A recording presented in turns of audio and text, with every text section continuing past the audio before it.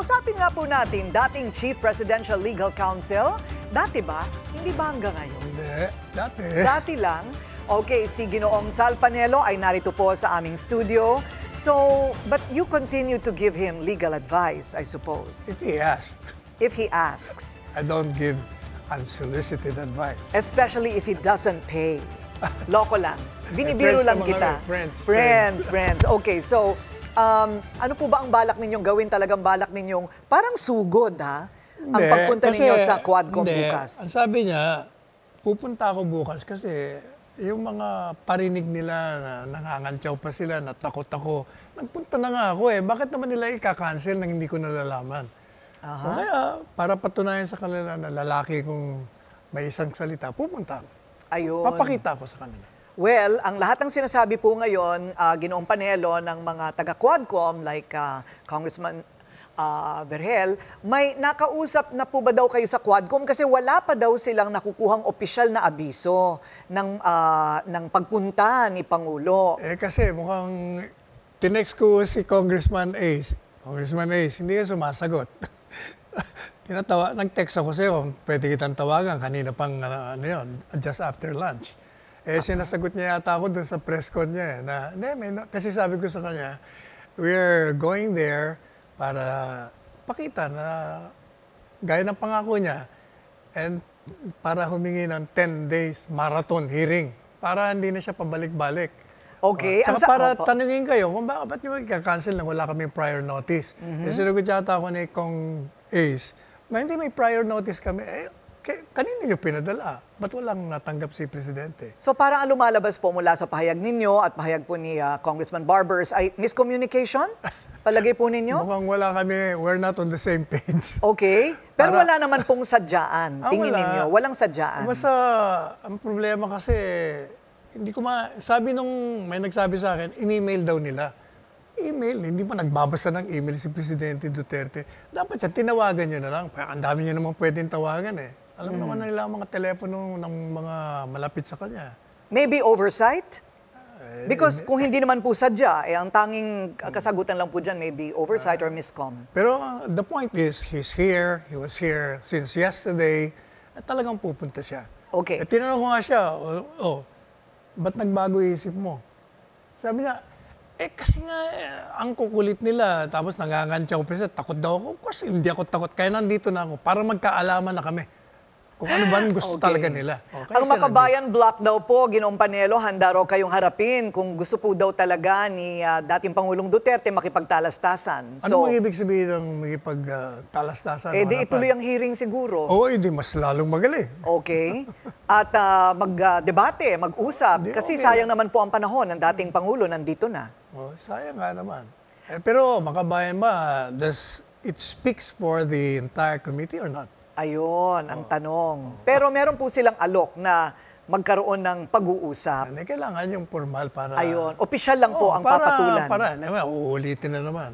Ulit-ulit lang. Ang offer po ni Ginoong Barbers ay from the 21st onwards, name your date. So, ang Pangulo po ba, dating Pangulo po ba ay willing maghintay? Kasi sila po daw ay mag-aaral pa ng lahat po ng mga testimonya, lahat po ng ebidensya, bago po isalang muli ang dating Pangulo. Akala ko ba sila yung mamadali? Bakit ngayon biglang hindi sila handa? Okay. Di ba? So... Ewan ko, tatanungin ko si Presidente mamaya kung ano. Kasi ang point ni Presidente, alam naman nilang wala akong pera. Hindi ako mayaman eh. I rely on my retirement fund. Pag pumupunta ako rito, ang dami kong kasama. Kasi nga, may mga security is entitled to it. May staff. Pupunta ka rito, kakain ka rin. Papakainin mo sila lahat. Kaya gusto ko, sabi niya, tapusin na natin. Di ba ganyan din siya sa Senate hearing? Na sumuko yung mga senador. Sabi niya, hindi ako alis dito, tapusin na natin to. Kaya ako, balik-balik. Ayun. Baka inaantok na sila. Pero alam mo, Corina, the point of the president, the former president is, ang sabi nila, natatakot, may tinatago, kaya ayaw pumunta. Nandito na nga eh. Nandito na. Nasaan kayo? So, ang inyo pong kontrahamon, nandito na ako, kayo ang mag-adjust. Kadali na lang naman eh.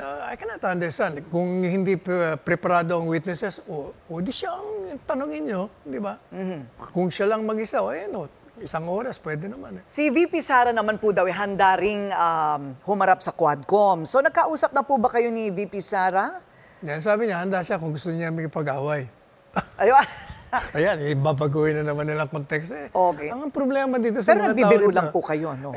nagbibiro, ewan ko kung nagbibiro si Inday, pero tumatawa siya eh. So, alam po ninyo, ang problema sa kanila, they take the words of these two out of context and literally, kadalasan.